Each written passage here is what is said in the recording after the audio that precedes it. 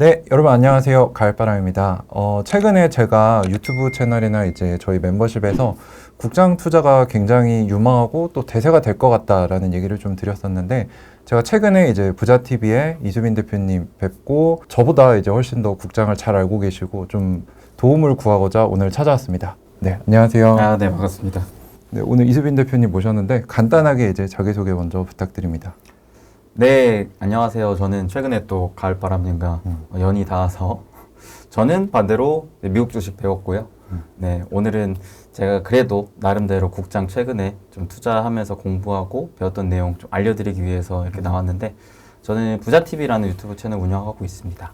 네, 여러분들과 오늘 그래도 최대한 국장에 대해서 제가 최근에 공부하고 좀 정리했던 또 저만의 노하우들 차근차근 풀어보는 시간 가져보겠습니다. 잘 부탁드리겠습니다. 저희 이제 이 영상을 보시는 분들은 대부분 이제 미국 주식 그 안에서도 좀 공격적인 투자를 굉장히 좋아하시는 분들인데 뭐 저도 이제 투자 스승님이 한 두세 분 정도 계시는데 그분들이 한입 모아서 올해는 국장이 더 좋을 거다 이런 얘기를 자꾸 해주셔가지고 실제로 저는 이제 공부하면서 크게는 안 들어가고 좀 보고 있었는데 지금 코스피가 3,000을 뚫었거든요. 그렇죠, 그렇죠. 혹시 이게 어떤 이유 때문인지 좀 설명을 부탁드려도 될까요?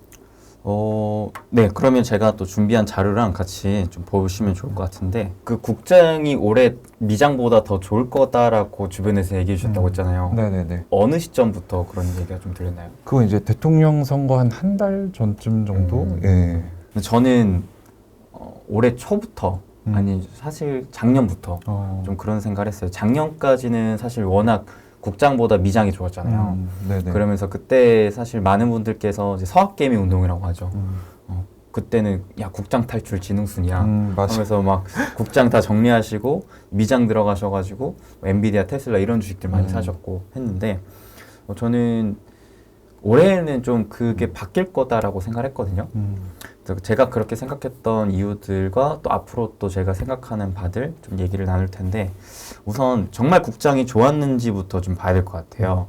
요게 같이 보시면 네네. 제가 이제 최근 기준으로 정리를 한 자료인데, 요게 올해 1월부터 바로 이제 직전까지 한 반년 정도 지금 지난 상황에서 글로벌 증시 중에 어떤 증시가 제일 강했는가를 나타낸 자료인데, 압도적으로 좀 코스피가 강하거든요. 27%. 그렇죠. 근데 반대로 미국 증시 같은 경우에는 나스닥이 4.4%, S&P 500이 4.4%. 즉 현재 시점까지만 보면은 미국 증시의 상승률보다 거의 한 뭐 5배, 6배 가까운 상승률이 코스피 쪽에서 나오고 있다. 이렇게 좀 생각을 해주시면 되세요. 그리고 요게 코스피가 사실 올해 초부터 좋긴 했는데 가장 최근 흐름 차트 잠깐 볼게요. 네. 저는 차트를 볼 때 주로 추세 위주로 보기 때문에 주봉 위주로 보거든요. 근데 주봉상으로 봤을 때는 이게 작년 하반기까지의 흐름이었어요. 작년 하반기는 진짜 처참하게 무너졌었거든요. 네네. 근데 그러다가 올해 초 1월부터 들어와서 흐름 자체가 바뀌었어요. 추세가 하락 추세에서 다시 상승 추세로 전환되는 움직임이 나와줬었고, 네네. 이때 당시에는 이제 트럼프 관세 피해 때문에 뭐 글로벌 증시가 다 한번 휘청했죠. 미국 증시도 마찬가지. 그거는 피해가지 못했지만 그 이후로 봤을 때 최근 기준으로 보면 지금 추세가 자체가 굉장히 가파르게 올라가고 있다는 게 눈에 보여요. 네네. 저는 이 추세를 주가의 힘으로 생각을 하는 입장에서 지금 이렇게 단기적으로 봤을 때 5, 6월 이와 같은 추세가 만들어지고 있다는 거는 그만큼 지금 한국 증시 힘이 굉장히 강하다라고 보고 있는 상황이거든요. 네네. 참고로 이 흐름이 언제랑 좀 비슷하냐면 4년 전이랑 비슷해요. 보시면은 코로나 때 주식 투자 혹시 국장 보셨었나요? 네네네. 그때에도 보시면은 V자 반등 나오면서 1차적으로는 이와 같은 증시의 상승 흐름이 나왔었다가 한번 쉬었고, 그 다음에 재차 올라가는 강세장 때 이와 같은 좀 추세적 기울기가 나와줬었거든요. 근데 이때 있었던 기울기랑 최근 시장에 있었던 기울기가 매우 비슷해요. 그렇네요. 그렇죠. 엄청 가파르게 지금 올라가고 있죠. 네. 그래서 지금 굉장히 4년 전에 코로나 이후 나와줬었던 대한민국 증시 강세장과 지금의 흐름이 매우 유사하다라고 좀 볼 수가 있을 것 같아요. 그러면은 이게 왜 이렇게 나왔는지를 우린 좀 따져봐야 될 것 같잖아요. 네네. 제가 생각하는 건 1차적으로 원래 이 정도가 정상이다. 네. 원래. 그죠. 사실 작년 하반기가 네네. 한국 증시가 좀 비정상적으로 많이 빠졌다라고 생각을 하거든요. 네네. 그때 당시 빠졌던 이유는 여러 가지가 있겠지만 저는 크게 두 가지 요인으로 봐요. 하나는 사실 이 두 가지가 모두 다 정치적 불확실성이라고 볼 수가 있는데 네네. 첫 번째는 이제 트럼프 당선. 그러니까 트럼프가 당선이 되면서 사실 그때 당시에는 돈들이 다 미국으로만 갔잖아요. 맞아요. 트럼프의 핵심 이제 정책적 방향성이 아메리카 퍼스트였다 보니까 야 이거 이러다가 미국만 좋고 다른 나라는 다 죽겠다. 특히나 우리나라 같은 경우에는 이제 미중 간의 분쟁이 또 강해졌을 때 과거에도 피해를 많이 받았었고 하기 때문에 트럼프 집권에 따른 정치적 불확실성 때문에 국장이 좀 눌렸었고 네네. 그 다음에 거기에 더해서 이제 작년 하반기에 계엄 사태가 터졌잖아요. 그러면서 이거는 한국 정부의 이런 정치권에 있어서도 불확실성이 매우 크다 하면서 그때 증시가 엄청나게 꼬꾸라졌었어요. 사실 이제 한국 증시 특히나 코스피를 우리가 판단할 때 있어서 PBR을 기준으로 많이 삼거든요. 네네. 그래서 PBR이 한 배가 안 되면 좀 저렴하다. 한 배보다 높으면 요거는 그래도 좀 저렴하진 않네 정도로 판단을 하고 특히나 PBR이 0.8배 정도 수준이면 야 이거는 진짜 말도 안 되게 싸다. 요 정도로 좀 판단을 해요. 근데 이때 당시에 작년 하반기에 이제 여러 가지 정책적인 불확실성 때문에 빠져서 코스피 지수가 PBR 0.8배 정도 수준까지 떨어졌단 말이에요. 네네네. 그러니까 요거는 과거 이제 금융위기 정도 수준.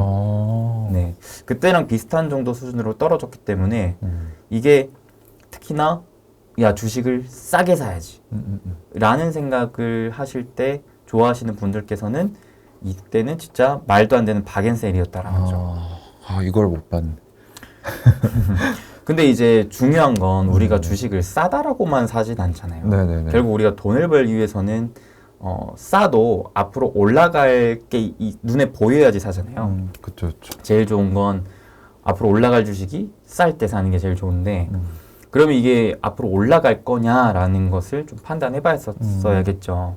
근데 저는 올해는 분명히 올라갈 가능성이 매우 높다라고 좀 봤던 게 일단은 그 두 가지 요인, 불확실성이 해소만 돼도 최소 정상화는 가겠다라고 생각을 했고 과거 이제 트럼프 1기 때를 그래서 좀 분석을 했어요. 네네.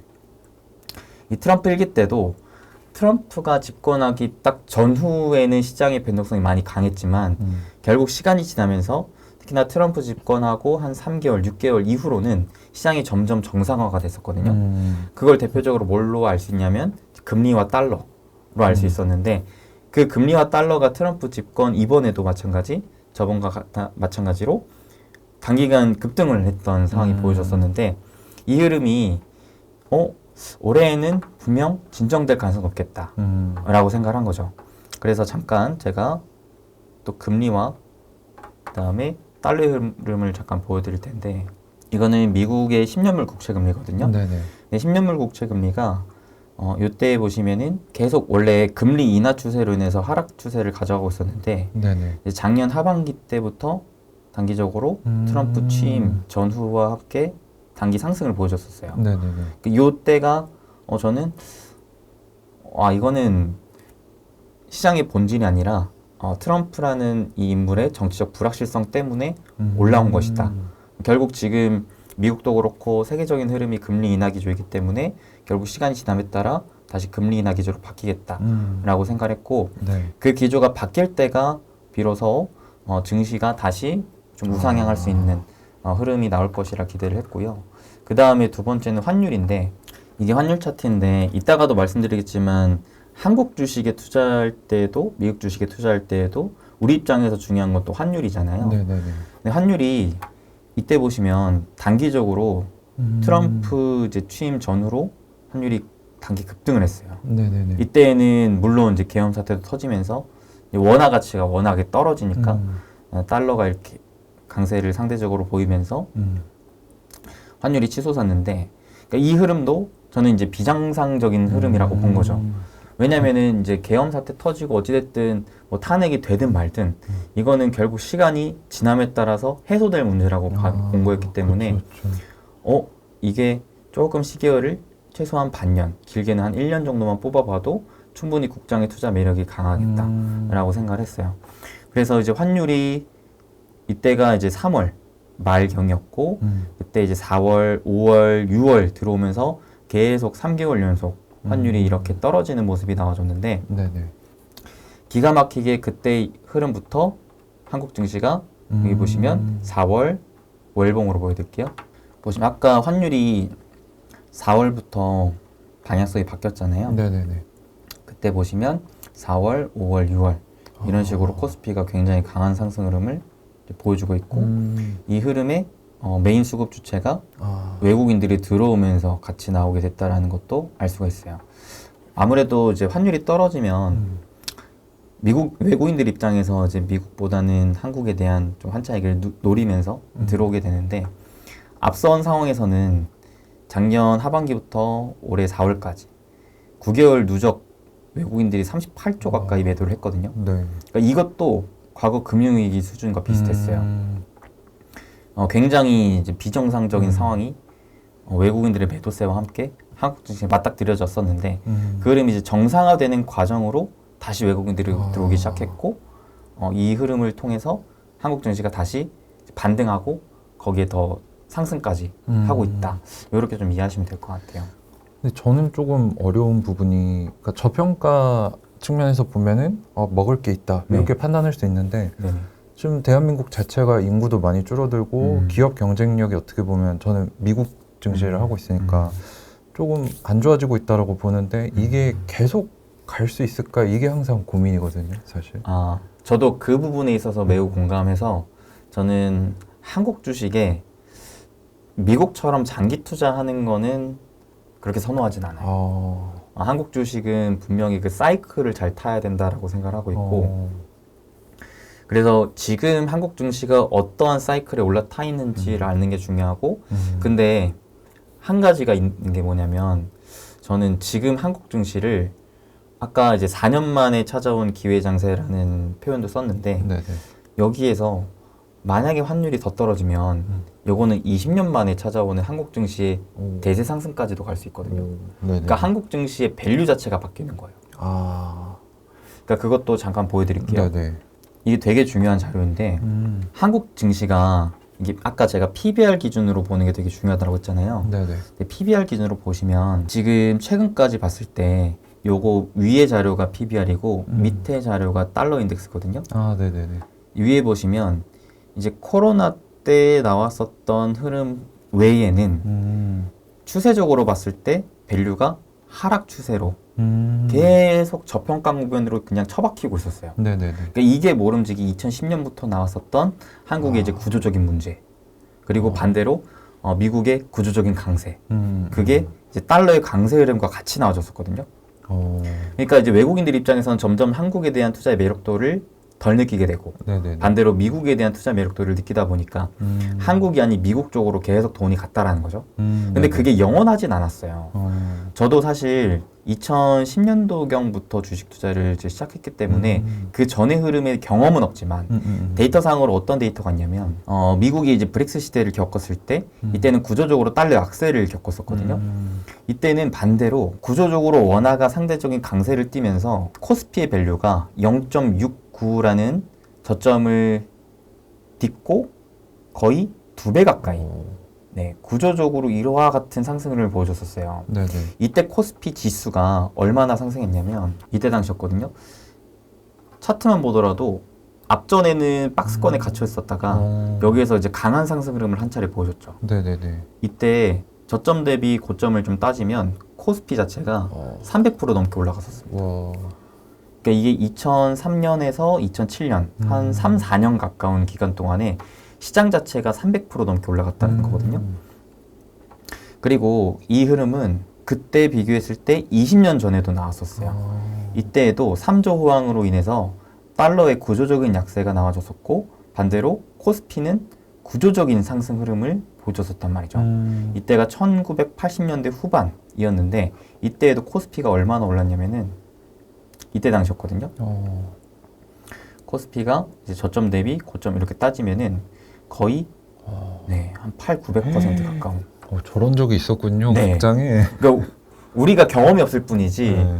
충분히 국장도 이와 같이 대세 상승이 가능했었던 적이 있었다라는 거죠. 사실 저도 그렇고 경험상으로는 이것만 본 거죠. 그러니까요. 국장이 계속 박스권에 갇히는 것뿐만 아니라 구조적인 이제 약세를 보여주는 국면을 거의 한 20년 가까이 지금 맞이하고 있고 경험하고 있기 때문에 야 국장 투자하면 안 돼.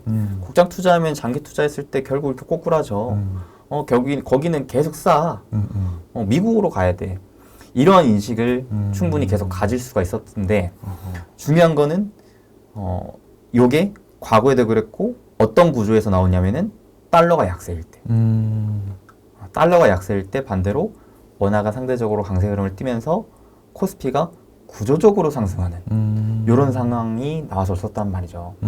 우리가 야 미국 주식은 이제 불패신화야. 무조건 미국 주식 사야 돼. 라는 인식을 분명히 많은 분들이 갖고 계신데 네네. 그것도 막상 또 그렇지도 않은 게 이 보세요.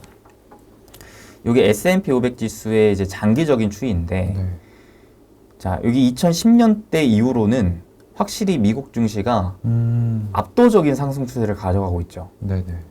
이럴 때는 진짜 뭐 빠지면 사면 돼요. 근데 중요한 거는 이제 2000년대, 2010년대 이때 아까 보셨던 달러의 구조적인 약세 때는 오히려 추세적으로 하락을 했단 말이죠. 이럴 때 만약에 내가 빠지면 사면 된다라는 생각을 가졌다면은 한 10년 가까운 기간 동안에 사실 자산의 증식은 불리기 쉽지 않았을 겁니다. 네. 그리고 아까 이제 1980년도 때도 마찬가지였죠. 이때에도 추세적으로 미국 증시가 하락 추세였었어요. 그러니까 이러한 사이클도 거의 20년 만에 한 번씩 바뀐다라는 거거든요. 그래서 지금까지는 우리가 물론 2010년 이후로 상대적으로 한국 증시는 말라가고 상대적으로 미국 증시는 계속 구조적으로 상승하는 흐름을 맞이했었는데 네. 그게 영원할 것인가에 대한 부분에 있어서는 우리가 물음표를 좀 띌 필요가 있고 그 부분에 있어서 굉장히 중요한 지표가 달러다. 그래서 보시면은 달러가 이제 이와 같은 상승 추세를 만들어주고 있단 말이죠. 네네. 근데 중요한 건 이 추세에서 현재 상황이 추세가 깨질 수도 있는 변곡점에 위치하고 있다는 거예요. 딱 바닥이네. 그렇죠. 만약에 이 달러의 추세가 이 지금 원달러 환율의 추세가 요거를 깨고 1,300원 요 정도 수준까지 내려오고 혹시라도 더 깨진다면 그때에는 한국 증시의 구조적인 상승까지도 좀 기대해 볼 수가 있기 때문에 국장을 지금까지 약 15년, 20년간의 역사만으로 판단하는 것에 있어서 생각보다 오류가 발생할 수도 있다. 그러니까 많은 분들이 야 국장 이만하면 많이 올랐어. 이런 생각을 하실 수도 있거든요. 네네네. 왜냐하면 과거에는 계속 그래 왔었으니까. 근데 앞으로는 달라질 수도 있다라는 거죠. 왜냐하면 코스피가 분명 앞전에 이제 코로나 때를 제외했을 때는 사실상 크게 보면은 계속 이러한 박스권에 갇혔었단 말이거든요. 맞아요. 이러니까 야 3천 돌파하면은 결국 또 내려와. 돌파하면 또 내려와. 그냥 국장 하지 마. 이런 식으로 생각할 수도 있는데 아예 앞으로는 레벨 자체가 달라질 수 있다라는 거죠. 그러니까 그런 생각을 좀 염두에 두시면서 국장을 좀 주목해 볼 필요가 있겠는데 지금까지 올라온 거는 사실 정상 정도로 복구한 수준이라는 거. 지금 PBR이 1배 정도 수준이거든요. 네네네. 그거는 그냥 정말 딱 적정한 수준으로 올라온 거지 이게 비싸다라고 판단할 수는 없는 네, 그런 상황이기 때문에 앞으로의 국장도 한번 좀 주목해 보시면 좋지 않을까 이런 생각이 있죠. 다만 단기적으로는 가파르게 올랐기 때문에 좀 쉬어갈 때는 된 것 같다. 그러니까 달러랑 금리를 봐야 되고 뭐 그 외에도 정치적 불확실성도 해소가 되고 뭐 상법 개정 얘기도 나오고 그렇죠, 그렇죠. 그러니까 이게 뭐 크게 보면은 20년 만에 온 호황장이 될 수도 있다. 그렇죠. 그러니까 아직 우리가 확인은 못했지만 네. 될 가능성이 눈앞에 있다라는 거죠. 그래서 가능성 자체를 배제할 필요는 없다. 그렇죠, 그렇죠. 투자자들은 항상 잠재적인 걸 보고 하는 거니까. 그렇죠. 근데 여기서 물론 아까 이 달러의 추세 흐름을 봤었는데 네. 달러가 여기서 지지를 받고 다시 또 강달러 기조로 가면 그러면 저는 미국 주식 다시 해야 된다라고 생각하고 있거든요. 중요한 기준이네요. 네. 그래서 저는 항상 차트를 볼 때 추세를 기준으로 보는데 이 추세적인 방향성이 분명히 바뀔 수 있다라는 가능성을 배제하지 않고 보면서 이게 그대로 추세가 이어질 경우에는 이제 하반기 이후로 미국 주식을 다시 국장보다는 주목할 필요가 있지 않을까라는 생각도 하고 있어요. 아까 말씀하신 대로 미국 증시는 장투에 조금 더 유리할 수 있는데 국장은 그게 조금 더 약간 난이도가 어려운 그런 느낌이라고 그렇죠. 생각해요. 지금까지는 그래 왔었죠. 근데 앞으로는 그 흐름조차도 바뀔 수도 있다. 이게 진짜 대표님 말씀하신 대로 되면은 제 영상에 이제 성지순례 왔습니다. 이거 달릴 것 같은데요. 그리고 굉장히, 이게 결국에는 우리가 달러의 기준이 굉장히 중요한 거잖아요. 이 펀드를 볼 때. 근데 지금 트럼프 집권 하에 트럼프가 원하는 달러의 기조는 달러 약세거든요. 왜냐면 달러의 약세를 해야 결국 미국산 이제 제품들을 해외에 이제 수출할 때 있어서 경쟁력을 가져갈 수 있고 그쵸. 하기 때문에 저는 트럼프가 달러 약세를 원하는 것을 또 주목해 볼 필요가 있겠고 거기에 대해서 연준의 스탠스도 최근에 조금씩 더 비둘기파적으로 변화를 하면서 달러 약세 흐름의 가능성이 그래도 좀 더 높지 않을까라는 생각도 좀 해볼 필요가 있다라는 생각이 들거든요. 그래서 저는 이 트럼프 임기 내에 달러의 이 약세 기조가 정말 추세적으로 나온다면 오히려 한국 증시의 투자 기회가 좀 더 이어질 수 있지 않을까. 코스피 5천. 그렇죠. 그러니까 그저 꿈으로만 볼 지수는 아니라는 거죠. 그래서 이제 그도 그럴 것이 아까 이제 구조적으로 한국 증시가 상승했던 이때 지수가 사실상 뭐 적게는 300%, 많게는 800, 900% 올랐다고 했잖아요. 네네네. 근데 지금 여기서 최근 기준에 대입을 만약에 시켜본다면 뭐 코스피 저점 기준으로 따졌을 때 막 2,500 정도 순으로 봤을 때 여기에서 300% 올라간다고 생각을 해봅시다. 그러면 이게 몇 포인트까지 갈 수 있는지. 사실 2,500포인트는 100%만 올라가도 2,500 기준에서 5,000포인트잖아요. 그렇네요. 지금 한국 증시의 그 역사가 다시 한번 더 바뀔 수 있을 만한 흐름은 우리가 좀 투자자로서 주시를 할 필요는 있다. 지금 왔다라는 건 아니지만 올 가능성을 계속 우리가 염두에 놓고 지켜볼 필요가 있다라는 거죠. 그럼 저는 좀 궁금한 게 저같이 이제 국장을 아직 잘 모르는 사람들이 봤을 때는 왜 내 주식은 안 가? 왜 가는 애들만 가? 이렇게 생각할 수 있는데 그런 원인이나 또는 뭐 우리가 지금 주목해야 될 섹터나 종목이 있다면 어떤 게 좀 있을까요? 일단은 내 건 왜 안 가? 라고 생각을 하실 텐데 그럴 수밖에 없어요. 이것도 과거랑 좀 비교를 해야 되는데 저희 이제 부모님 세대는 저희 어머니만 하더라도 정말 이 한국 증시의 호황을 경험하셨어요. 그 2000년대 이 중후반 때 이때 네네네. 경험을 하신 거죠. 그래서 그때는 저희 어머니도 그냥 싸다라고 생각하는 거 심지어는 동전주 그냥 막 뿌려놓잖아요. 알아서 자랐어요. 왜냐하면 증시 자체가 이렇게 구조적으로 성장을 했었고 그 발판에는 한국의 경제 성장도 있었기 때문에 그때 GDP랑 지금 GDP랑 비교하면은 지금 GDP는 좀 처참할 정도 수준이기 때문에 그때는 한국의 경제 호황기였죠. 그래서 그때는 사실상 대부분의 산업들의 이제 이익도 좋았고 수출도 좋았고 했는데 요즘은 달라요. 요즘은 한국이 분명히 저성장 기조로 가고 있기 때문에 돈 잘 버는 산업이 있는 반면 돈 못 버는 산업도 있어요. 실제로 돈을 못 버는 산업이 훨씬 더 많아요. 그러니까 우리가 기본적으로 주식 투자하는 건 돈을 많이 앞으로 벌 것 같은 회사를 사는 거잖아요. 네, 그렇죠.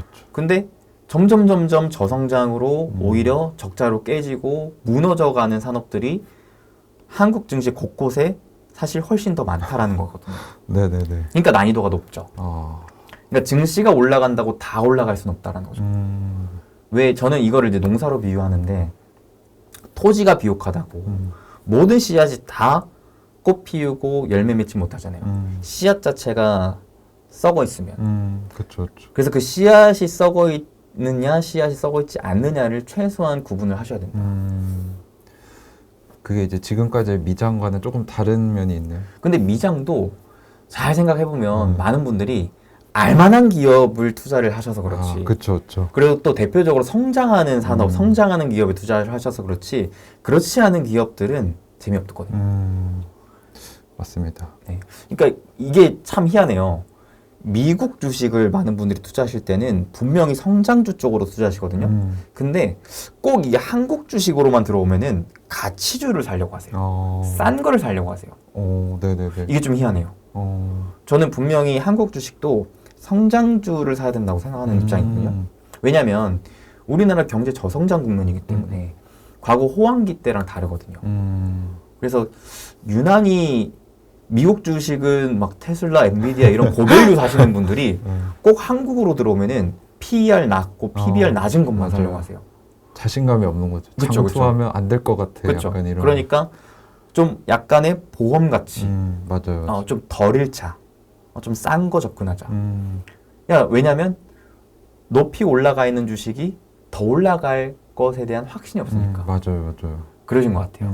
근데 국장도 미장처럼 하시면 돼요.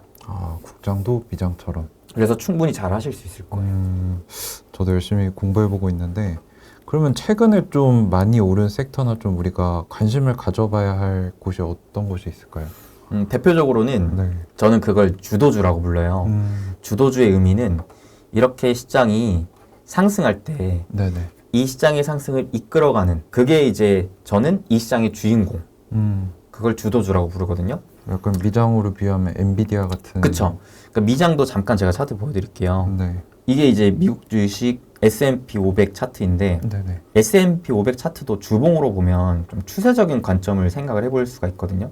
이게 뭐냐면 이때 이제 코로나 이후로 사실상 쭉 강했었던 강세장에서 네네. 2022년 이제 금리 인상과 함께 깨졌잖아요, 추세가. 네네. 사실 이때는 투자하면 안 되죠.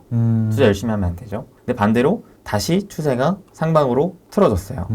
저는 이게 굉장히 중요한 또 추세 기준이라고 보거든요. 근데 여기서 잘 보시면 추세를 상승으로 돌파했던 시점이 언제였었냐면 2023년 1, 2월경이었어요. 네네. 자, 이때부터 지금까지 미국 주식을 추세적으로 쭉 끌어올리고 있는데 사실상 큰 카테고리로 보면 AI거든요. 지금 AI에 정부도 기업도 빅테크 너나 할 것 없이 다 돈을 쏟아붓고 있고 그래서 AI 쪽에 있어서의 기업들이 돈을 벌고 있기 때문에 이와 같이 AI가 시장을 끌어가고 있잖아요.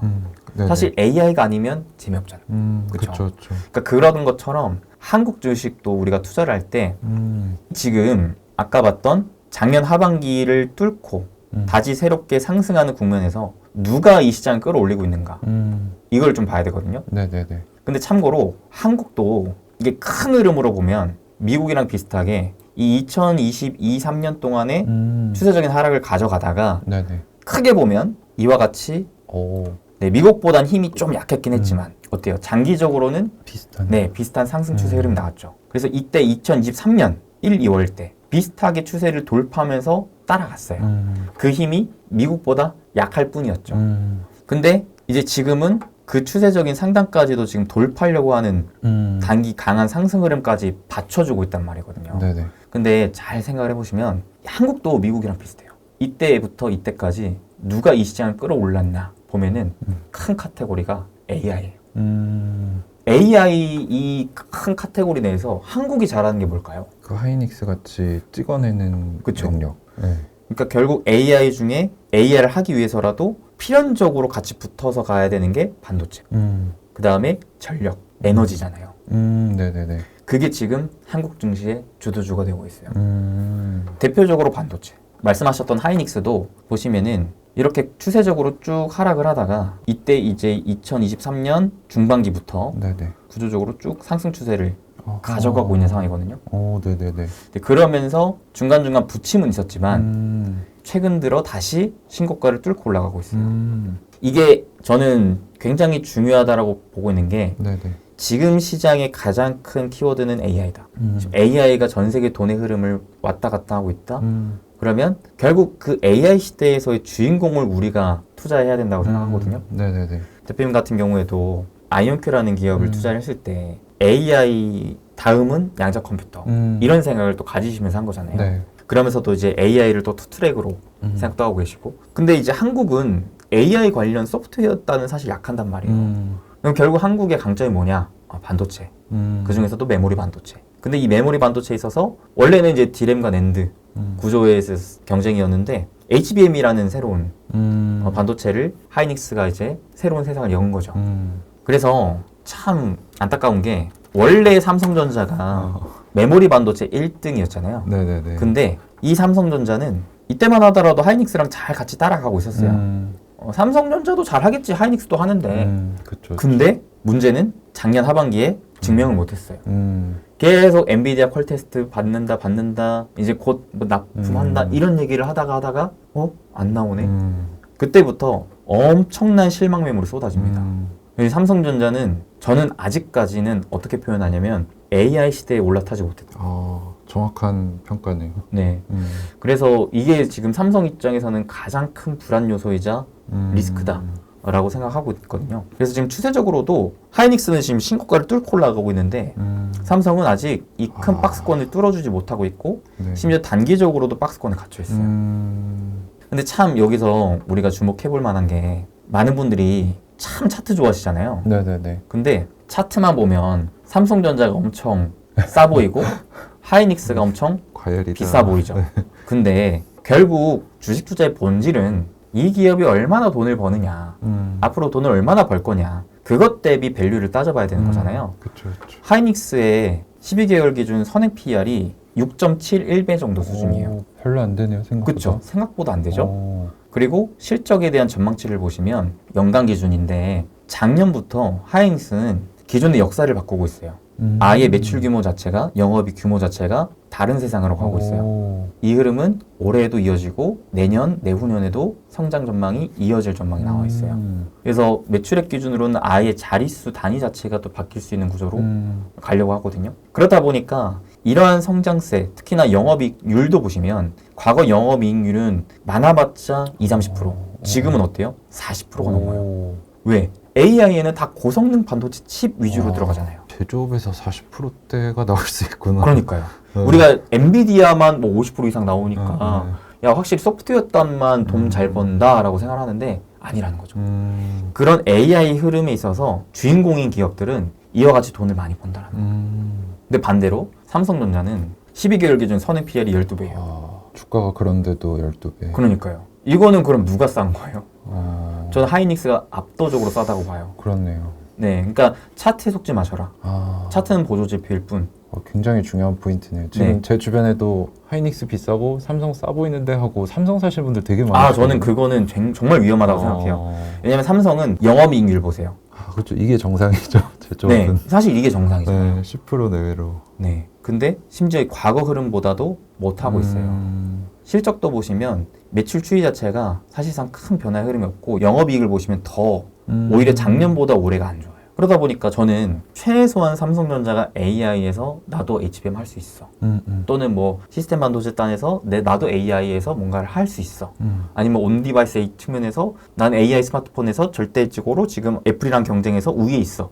이런 뭔가 증명을 하지 못한다면은 굳이 우리가 봐야 되는가? 이미 증명한 기업들이 많은데. 그렇죠. 그러니까 항상 사람들은 그런 것 같아요. 남이 보지 못한 걸 내가 어떻게 찾아서 몇 배를 먹겠다. 그것도 그렇지만 기본적으로 희한하게도 국장은 싼 기업을 자꾸 살려고 해요. 저도 그랬는데 좀 반성하게 되네요. 네, 근데 그 싸다라는 판단이 실적이자 이제 본질적인 기준으로 돼야 되는데 차트 위주로 보시면은 그걸 놓친다라는 거죠. 큰 실수를 하게 되네요. 네, 그러니까 차트를 보면 항상 과거랑만 비교하게 돼요. 과거에 얼마였는데 지금 얼마야. 근데 그건 중요하지 않죠. 왜? 맞아요. 시대가 이미 바뀌어가고 있고 앞으로 변화가는 세상에서 얘가 정말 성장할 수 있어 없어를 판단해야 되는데 그걸 못하면 무너질 수밖에 없다라는 거죠. 또 하나 우리나라가 또 잘하는 게 있어요. AI 씬에서 지금 미국 쪽으로 확실히 기회 요인을 잡고 있는 게 원전이에요. 원전. 네네네. 그 원전도 잘 공부해 보시면 좋은데 사실 단기적으로 많이 올랐어요. 하지만 저는 장기적으로도 충분히 우리나라의 기회 요인을 좀 봐야 된다라고 생각하는 게 원전이라는 산업을 좀 이해하시면 좋아요. 원전 산업에 있어서 원래 절대적인 강자가 누군지 혹시 아시나요? 원래는 미국이랑 유럽이 강했어요. 유럽 중에서도 프랑스가 강했거든요. 근데 이들이 탈원전 기조를 좀 오래 지속하다 보니까 사실상 그 굴기가 많이 약해졌어요. 그들의 원전 굴기가 약해지는 흐름을 틈타 두 국가가 치고 나갔는데 대표적으로 러시아, 중국이에요. 지금 사실상 신규 원전 건설 이런 것들에 대한 수주 물량들을 잘 보잖아요. 러시아, 중국이 압도적이에요. 근데 지금 이 AI를 하려고 하다 보니까 전력이 너무 부족하고 전력이 부족하다 보니까 원전을 좀 안 할 수가 없는 상황으로 가고 있죠. 그러면서도 트럼프가 지금 원전에 대한 행정명령을 발표했단 말이에요. 맞아요. 엔비디아의 젠슨 왕도 앞으로 10여 년간 AI 산업의 가장 큰 도전 과제는 에너지다. 라는 얘기까지 했고, 트럼프는 신규 원자력 발전소 허가 결정을 18개월 이내로 단축해야 된다. 이제는 원자력의 시대이며 우리는 매우 크게 추진할 것이다. 즉 AI 시대로 나아가는데 원자력은 이제 필수 에너지원으로 자리매김하고 있어요. 그러면서 트럼프가 뭘 했냐면은 이 원자력 산업 기반 활성화 행정명령을 올해 계속 내고 있어요. 이게 우리나라랑 또 미국은 뗄래야 뗄 수가 없잖아요. 지금은 특히나 또 탈세계화 기조이기 때문에 사실 이제 미국 쪽과 우리나라가 어떠한 또 상호 간의 관계를 가져가는지가 중요한 건데, 실제로 그래서 작년에도 그랬고 재작년에도 계속해서 이 미국의 행정명령, 즉 미국의 정부의 정책적인 방향성에 우리나라 산업 기업이 올라탈 수 있느냐? 올라탄다면 그게 주도주가 됐어요. 그런 기준. 그만큼 지금 미국 파워가 굉장히 세요. 실제로 바이든 때도 이제 반도체 지원법에 있어서 우리나라가 반도체가 강했고요. 미국의 IRA 법안에 따라서 우리나라의 2차 전지가 강했어요. 근데 그 정권이 바뀌었죠. 바뀌면서 반도체 2차 전지가 사실상 힘이 많이 약해졌어요. 그러면서 이제 트럼프 시대로 와서 트럼프가 해양 지배력을 회복한다고 하면서 조선 해운업을 재건하겠다.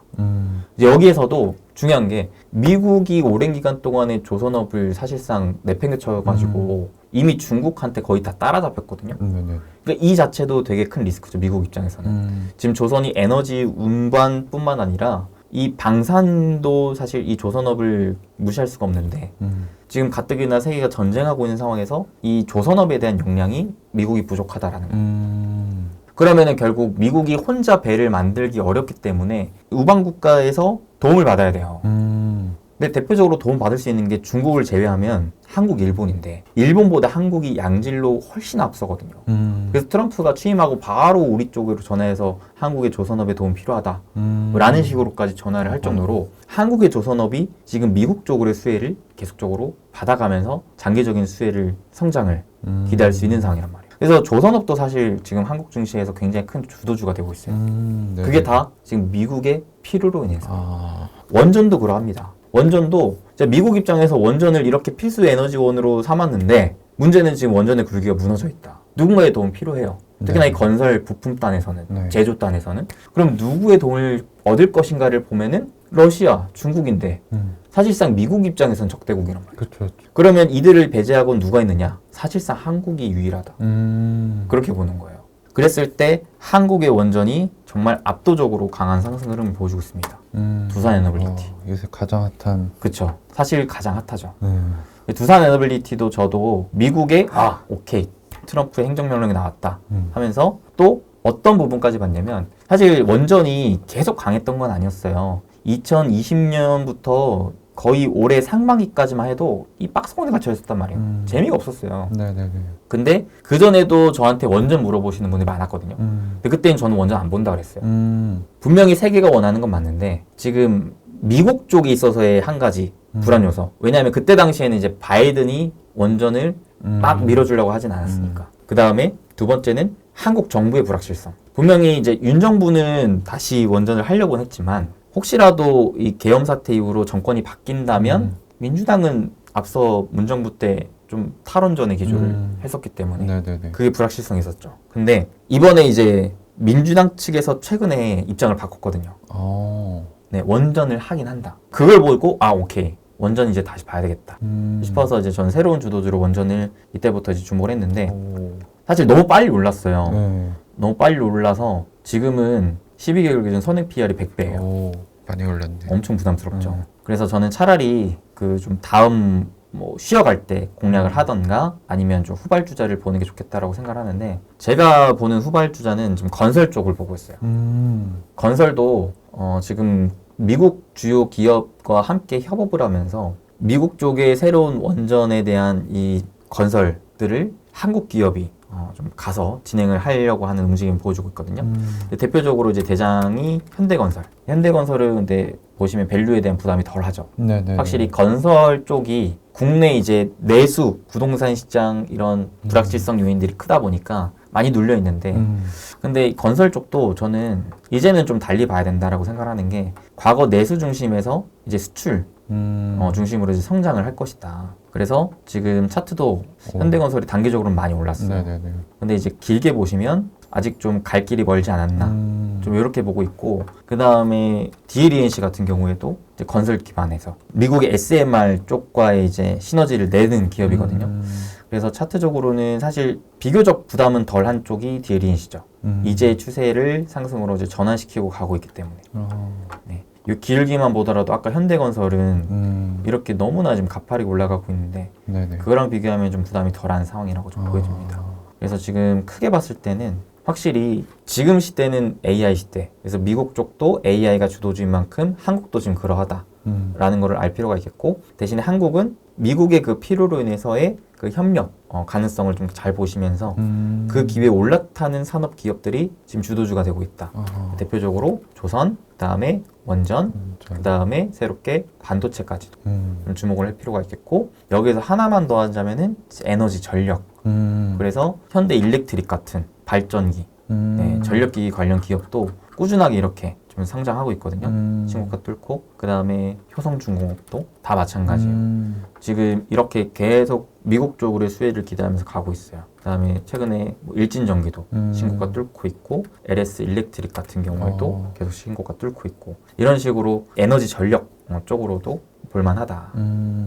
근데 저희가 이제 미장 투자할 때 중소형주 발굴할 때 쓰는 방법이 빅테크들 예산이 어디로 가는지 보고 그렇죠. 거기서 낙수 효과분은 아직 안 알려진 중소형주 고르는 걸 좋아하는데 비슷하네요. 맞아요, 비슷해요. 미국이 한다, 돈 들어온다. 그러면 그렇죠. 거기서 한국이 누가 할 수 있을까? 네, 이게 중요한 게 미국이 모든 걸 다 혼자 할 수 없기 때문에 기회가 있는 거예요. 그래서 특히나 기존에는 세계화 시대 때 중국과의 관계성이 좋을 때는 중국 쪽으로 많이 네, 그 밸류체인이 엮여 있었는데 그거를 이제 미국 입장에서 타일 중국 하려고 하는 움직임이 있기 때문에 우리나라가 그 틈새 시장의 기회를 노리고 있다는 거죠. 오히려 수혜를. 그렇죠. 이제 조선만 보더라도 그렇고 원전만 보더라도 그렇고 반도체도 마찬가지고. 그런 개념을 좀 탑재를 하는 게 유리할 것 같고요. 그쵸. 또 제가 궁금한 거는 미장은 사실 할 때 제가 수급 생각을 거의 안 하는데 국장은 수급이다 이런 얘기를 많이 하더라고요. 이걸 어떻게 해석하고 활용하는 게 좀 좋을까요? 사실 그것도 반은 맞고 반은 틀린 것 같아요. 네. 그러니까 일단은 수급이 중요하다라는 거는 아까 보셨던 그 달러 기조와 함께 이 외국인들의 수급이 들어오는 거.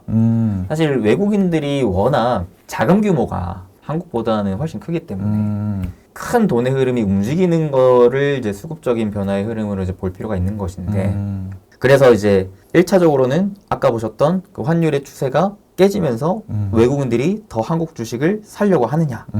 그 흐름이 이어진다면 긍정적으로 볼 수 있겠죠. 네네네. 반대의 경우에는 조금 우리가 보수적으로 볼 필요가 있겠죠. 그도 그럴 것이 외국인들이 매수 추이를 보시면 올해 상반기까지만 하더라도 계속 팔기만 했어요.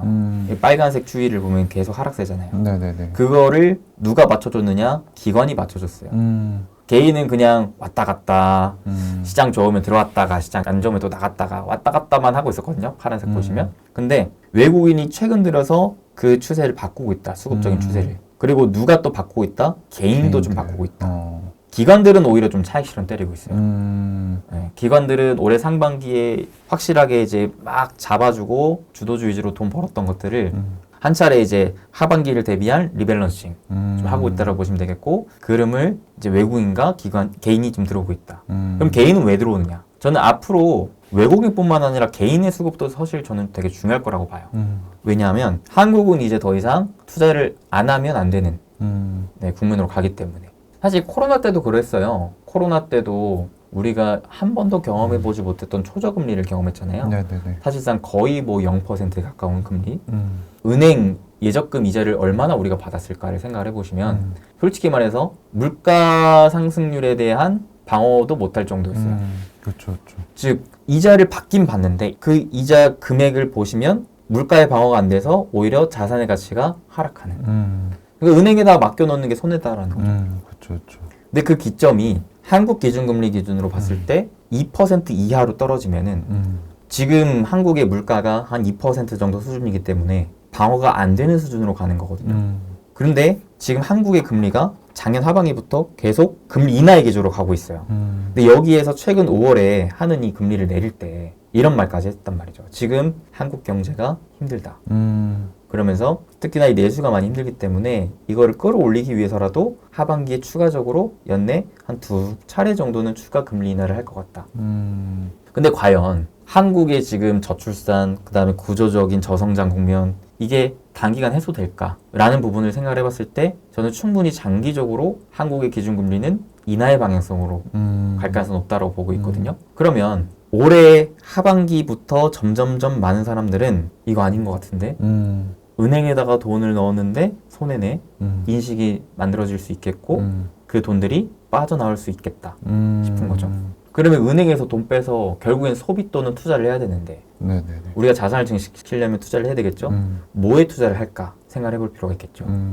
그랬을 때 만약에 정말 국장에 밸류업이 나온다면 그 돈들이 국장으로 올 수가 있다고 쳤을 때 분명 네, 개인의 수급도 무시할 수 없고 실제로 코로나 때도 그랬어요. 네네. 이게 코로나 때 2021년 그때 당시 코스피가 회색 그래프 보시면 되는데 네. 회색 그래프가 이렇게 강한 상승을 보여줬잖아요. 네. 이거를 누가 이끌었냐라는 거예요. 사실상 밑에 외국인인데 오. 외국인은 오히려 팔고 떠났어요. 오, 그렇네요. 근데 개인이 이걸 끌어올렸단 말이죠. 그러니까 개인의 힘을 무시하면 안 돼요. 동학개미 운동. 그렇죠. 왜냐하면 이때도 마찬가지였어요. 은행에 돈을 넣을 수가 없기 때문에 돈을 빼서 투자를 했다. 가뜩이나 우리나라는 대다수의 자산이 은행과 부동산에 묶여있어요. 이 부동자산에 묶여있단 말이에요. 맞아요. 근데 부동산도 잘 보시면 오르는 데만 올라요. 다른 데들은 처참하단 말이에요.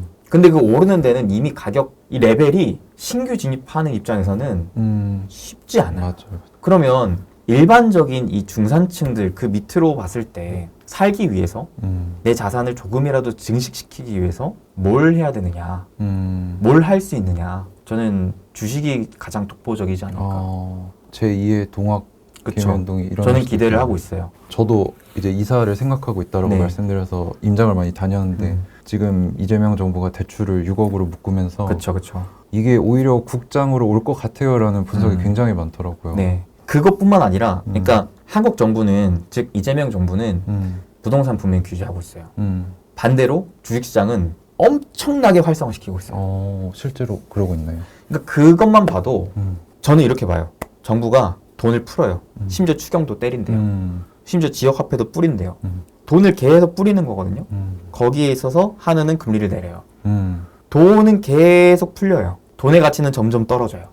그럼 그 돈을 어디에다 투자를 해야 되는데 그 방향성까지 지금 정부가 잡아주고 있다. 그렇네요. 산업적으로는 어디에다 돈을 가장 많이 쓸 거냐면 AI예요. 그러니까 우리나라도 AI. 우리나라 정부의 방향도 임기 내에 100조 조성한대요. 규모 자체가 다르잖아요. 100조. 그러니까 국장이 정말 구조적으로 저평가되어 있던 가장 큰 요인 중에 이런 요인이 있어요. 크게 세 가지 요인이 있는데 하나는 이제 재무적인 요인. 그 다음에 두 번째는 지배구조, 세 번째 구조적 요인. 사실 대표님께서 보시는 게 구조적인 요인들이 많을 거예요. 저출산, 그 다음에 경기 저성장, 지정 리스크 이런 것들로 인해서 한국의 투자가 꺼려진다는 거죠. 근데 그거 외에도 재무적 요인 이것도 되게 커요. 지배구조랑. 뭐가 있냐면 한국은 사실 그렇게 자본시장이 형성된 지 오래되진 않았어요. 끽해봤자 한 6, 70년 정도.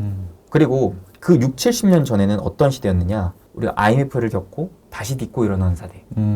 저희는 아니었지만 저희 이제 앞전 세대가 그러했죠. 그때 당시에는 뭐였냐. 정말 대한민국이 황폐했었단 말이죠. 그런 상황에서 창업가들이 하나둘씩 새로 밭을 일구기 시작해요. 그렇게 지금까지 성장해왔던 기업들이 그때 당시 탄생했다. 그 말이 뭐냐면 창업가들이 기존까지 쭉 끌어왔다라는 거거든요. 근데 창업가 특징이 뭐냐면 이 회사 내 거 같아요. 그쵸, 내가 그쵸. 0부터 키웠으니까. 그쵸, 그쵸. 중간에 뭐 투자를 받아서 하는 게 아니었으니까. 그렇기 때문에 주주 알기를 개똥으로 알았어요. 맞아요. 다 내 거 같으니까. 내가 열심히 키워서 내 자식, 손자한테 증여해야 되니까. 그러니까 어떻게 해서든 가지고만 있었다. 그러다 보니까 뭐가 문제였느냐. 우리나라의 밸류가 똥이었었다라는 거예요. 왜? ROE가 엄청 낮았거든요. ROE를 높이려면은 결국 이익률을 끌어올리거나 아니면 배당 또는 주주 환원 이런 것들을 해서 자본을 좀 줄여야 되는데 우리나라 배당 성향이 거의 최하위였단 말이죠. 그만큼 주주들에게 투자를 받지만 회사를 내 걸로만 알기 때문에 주주들에게 안 줘요. 그게 너무 심했어요. 네네. 그래가지고 우리나라가 이게 이제 세로 그래프가 PBR이고 가로 그래프가 ROE인데 ROE가 진짜 중국보다 낮아요. 그러니까 PBR을 높게 받을 수가 없죠. 이 미국이랑만 비교해봐도 미국은 ROE가 20%예요. 네네네. 우리나라 10%가 안 돼요. 절반도 안 된다는 거죠. 그러니까 이제 국장을 투자할 때 많은 분들이 야 국장 왜 투자해?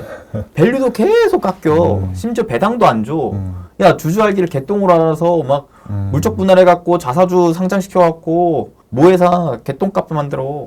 맞아요. 근데 그런 회사 왜 우리가 뭘 믿고 투자해? 할 수 있죠. 그래서 이러한 문제들을 지금 현 정부가 뜯어 고치겠다라는 거예요. 최소한 주주 알기를 개똥으로 알지 마라. 주주가치 제고하고 주주환원 강화해라. 자사주 소각하고 배당해라. 그러면서 상법 개정하는 거예요. 상법 개정. 그런 맥락에서. 네. 자본시장 공정성을 키우고 뭐 주가 조작 이런 거 해? 바로 그냥 원 스트라이크 아웃이야. 맞아요. 네. 물적 분할 자회사에 안 돼. 해도 기존 모회사 주주들에게 일정 수준의 신주 물량 배정을 제도화해. 그러면서 코리아 디스카운트 해소시켜. 그러니까 최소한 PBR 한 배가 안 되는 건 말도 안 되는 거니까 그쵸. 이거 끌어올려라는 거예요. 그러니까 저는 이렇게 표현해요. 공부를 안 하던 학생이 공부를 하기 시작한다.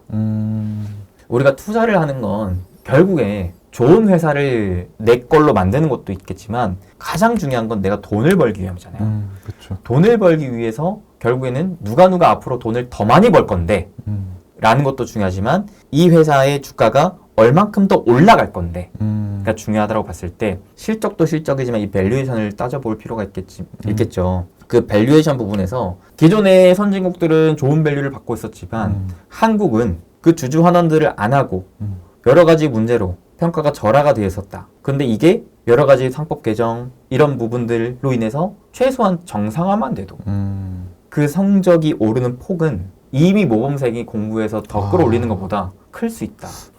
이제 좀 이해가 되네요. 퍼즐이 좀 맞아 떨어지는 느낌인데 네. 그러면 이제 한국 주식 시장에 대해 일단은 좀 좋은 면들을 우리가 좀 많이 살펴봤는데 그러면 이제 반대로 잃을 가능성도 검토를 해봐야 되잖아요. 그렇죠. 그래서 리스크라고 하면 또 어떤 게 있다고 생각을 하세요? 리스크는 아직 이 세 가지 구조적인 요인이 해소된 건 아니다.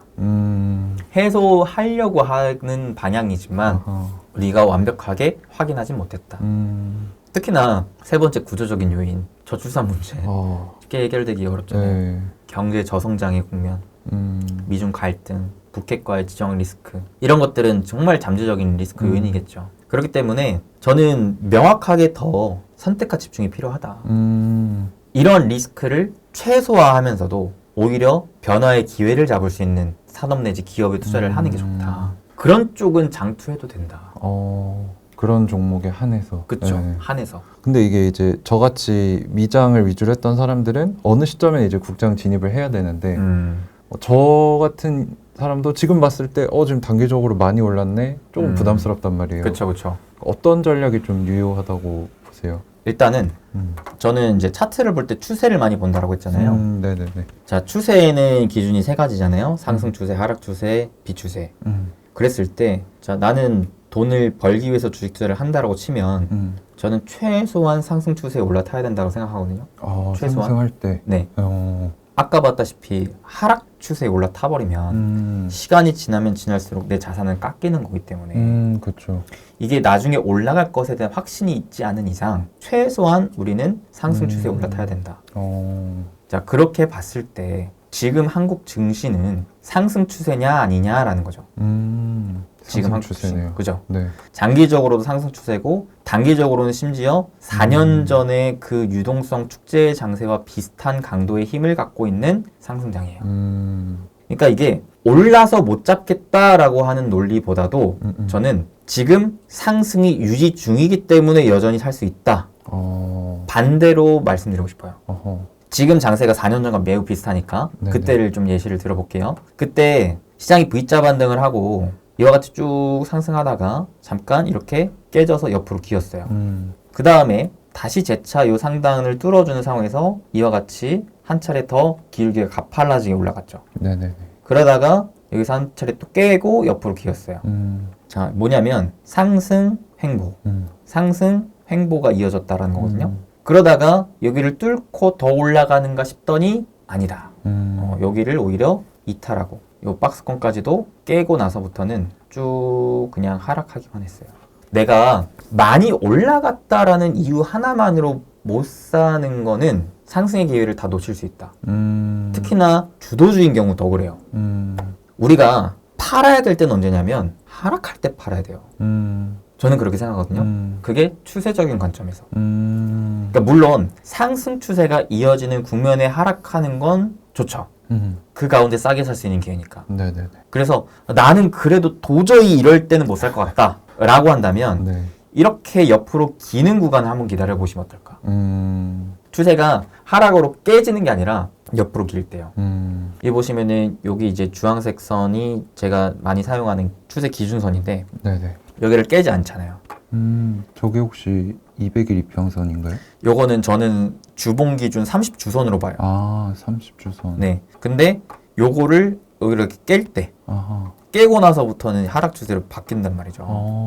그러니까 요것만 봐도 우리가 뭘 할 수 있냐면 야, 상승에 올라타고 요거 깨질 때 팔고 나오자. 기준을 세울 수가 있어요. 아, 그쵸. 그러니까 많은 분들이 올랐기 때문에 못 사는 이유는 떨어질까 봐거든요. 그쵸. 떨어질까 봐. 근데 분명히 지금 한국 주식은 밸류가 이제야 정상이 됐다. 그리고 혹시 모르잖아요.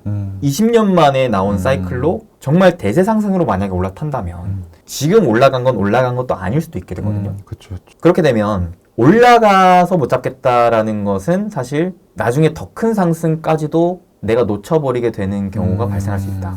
그렇기 때문에 저는 최소한 깨지는 구간에 대한 기준을 내가 잡아놓고 상승이 끝날 때까지는 쭉쭉 그냥 뽑아 먹는 게 좋지 않겠느냐.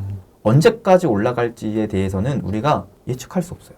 그쵸, 그쵸. 네. 물론 정답은 없는데. 맞아요. 그러니까 저희 채널 같은 경우는 이게 잠재적으로 굉장히 유망하다. 그러면은 빠졌을 때 계속 샀거든요, 저희는. 그러니까 이게 좀 투자의 결이 미장의 혁신 성장주랑 지금 국장의 추세, 이거는 조금 다른 영역 같다는 느낌을 좀 많이 받는데. 그런데 그런 혁신 성장을 빠질 때 모아갈 수 있었던 최소한의 기준도 미장이 상승이니까. 아, 그렇죠. 그 큰 추세가 있으니까 네. 할 수 있었던 거죠. 큰 추세가 있으니까 그 추세의 하단에서 내가 사 모으겠다라는 관점이잖아요. 결국에는 그렇네요. 네. 그러니까 이 또한 만약에 방향이 바뀌면 그 전략도 안 먹힐 수 있다라는 거예요. 그렇죠. 하락당하면 더 많이 빠지니까. 그렇죠. 끝을 알 수 없는 물타기가 돼버리는 거죠. 아, 저는 투자에 있어서 그것만큼은 가장 하지 않아야 되는 거라고 생각하거든요. 맞아요. 밑빠진 독에 물 붓기. 이제 좀 이해가 됐습니다. 어떤 말씀을 하시고자 하는지. 그리고 제가 준비했던 것들 대부분 말씀을 다 해주셨는데 혹시 뭐 저희가 빠뜨렸거나 하고 싶으신 부분이 있으실까요? 요거를 좀 말씀드리면 좋을 것 같아요. 결국에는 제가 오늘 말했던 내용의 핵심은 한국 증시가 지금 바뀌고 있다. 그렇죠? 바뀐 포인트가 최소한 추세적인 관점으로만 보더라도 추세가 사실 많은 분들이 모르셨겠지만 네, 미국 주식을 특히나 많이 하셨던 분들은 그쵸. 이미 한국 주식이 많이 상승하고 있었다. 네. 근데 이번에 작년에 있었던 그 불확실성 요인들이 해소가 되면서 보다 더 강하게 상승하고 있다. 웅크림만큼 높이 뛰고 있다라고 보시면 되세요. 그래서 그 지금 강하게 상승하고 있는 이 국면이기 때문에 이 흐름은 쉽게 봐서는 안 된다.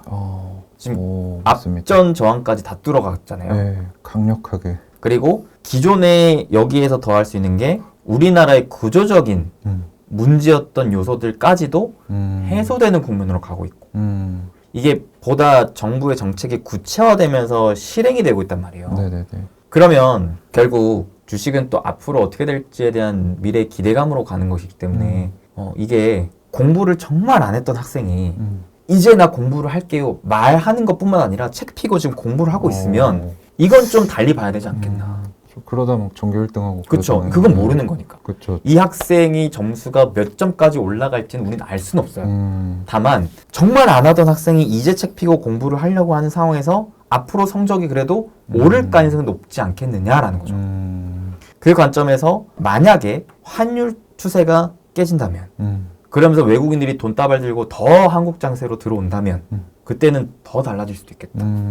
심지어 돈을 푸는 게 우리나라만 푸는 게 아니란 말이에요. 보시면 우리나라뿐만 아니라 지금 글로벌 유동성이 계속 사상 최고치를 경신하고 있어요. 그래서 맞습니다. 요거는 저는 이렇게 표현해요. 한국뿐만 아니라 어디에든 투자해도 되는 시대다. 근데 그 중에서도 한국이 올해 기준 가장 좋으니 일단은 한국에 좀 주목해 보시면 어떠느냐. 사실 지금 코인도 좋잖아요. 그러니까 그 자체가 지금 시장에 유동성이 많다라는 것이기 때문에 지금 이 시장은 유동성 장세라고 생각을 하셔야 되거든요. 그러니까 결국 그 돈이 어디로 들어갈까. 그런 와중에 미국도 하반기에 추가적인 금리 인하를 좀 전망하고 있고 이러면 돈이 더 풀릴 텐데 투자를 그래도 무엇인가는 하셨으면 좋겠어요. 미국 주식도 좋고 한국 주식도 좋고 사실 저는 골고루 가져가는 게 제일 좋다라고 보는 입장이라 네네네. 골고루 하시면 좋은데 다만 이 자료를 다시 한번 여러분들이 생각하시면서 달러의 구조적인 강세가 지금 나오면서 미증시가 상대적으로 국장보다 훨씬 좋았는데 이게 달라질 가능성도 배제할 수는 없겠구나. 그때는 좀 더 미국 주식 비중을 줄이고 한국 주식으로 와도 좋을 수 있겠구나. 이런 생각을 해보는 거죠. 이게 참 저희 채널이 이제 아이온큐 장기 투자만 4년, 5년째 하고 있다 보니까 이게 말씀하신 대로 추세를 봐야 되고 내가 투자하는 거에 대한 평가를 원점에서 계속 해봐야 되는 거잖아요. 네네. 근데 제가 그걸 했더니 왜 바뀌었냐 이런 얘기를 하시는 분들이 계셔가지고 저도 제가 항상 부족하다고 느끼기 때문에 이렇게 뭐 부자TV 이수빈 대표님이나 제가 모르는 걸 잘 아시는 분들 계속 찾아다니려고 엄청 노력을 많이 하거든요. 그래서 오늘 이 영상이 저는 진짜 성지가 될 것 같다는 생각이 많이 들거든요. 아닙니다. 이게 바뀌면 성지가 되겠죠. 네, 그래서 오늘 정말 제 시야를 넓혀주시는 한 시간이 됐고요. 뭐 끝으로 시청자분들한테 마지막으로 하고 싶으신 말씀이 있으시다면. 네, 여러분들 일단은 또 이렇게 제가 외부 채널에 출연하게 된 게 되게 오랜만인데 네, 오랜만에 나온 만큼 여러분들에게 그래도 조금이나마 도움이 된 시간이었으면 좋겠다는 생각이 들고요. 한편으로 투자에는 100% 정답이 없습니다. 그래서 더 재밌는 것 같아요. 정답이 없고 결국 나에게 맞는 해답을 찾아가는 과정 그리고 지금 시장을 또 이해하는 과정 이런 것들이 저는 정말 재밌다라고 생각을 하거든요. 대표님께서 말씀하셨다시피 하나의 정답지가 평생 맞으리란 보장도 없어요. 세상은 우리가 생각했던 것보다 또 빠르게 변화하기 때문에 AI라는 게 갑자기 이렇게 세상에 등장할 줄 누가 알았겠습니까? 또 정부가 이렇게 또 갑작스럽게 바뀔 줄 누가 알았겠습니까? 저는 투자는 굉장히 유동적이어야 된다라고 생각을 해요. 그래서 너 왜 과거에 저런 얘기 했는데 왜 지금 또 딴 얘기해? 그만큼 세상이 바뀌었기 때문에라고 이해하시면서 한번 그 달라진 세상을 들여다보시는 공부를 해보시면 어떨까라고 생각을 하고요. 오늘 이 시간에도 제가 분명히 저도 국장을 15년 가까이 투자했지만 이런 흐름을 실제로 제가 경험해 본지는 못했어요. 근데 내가 경험해 보지 못했다고 그 세상이 안 오는 건 아니잖아요. 분명 달라질 세상을 우리가 좀 공부를 미리 해놓고 그 시장이 실제로 현실로 왔을 때 공부를 했기 때문에 더 그 기회를 잘 잡을 수 있는 여러분들이 되셨으면 좋겠다라는 마음으로 오늘 이 촬영을 마치도록 하겠습니다. 네, 저희 부자TV 구독과 좋아요 많이 부탁드리고요. 다음번에도 또 대표님 모시고 좋은 얘기 들어보도록 하겠습니다. 오늘 시간 내주셔서 감사합니다. 네, 감사합니다. 네, 감사합니다.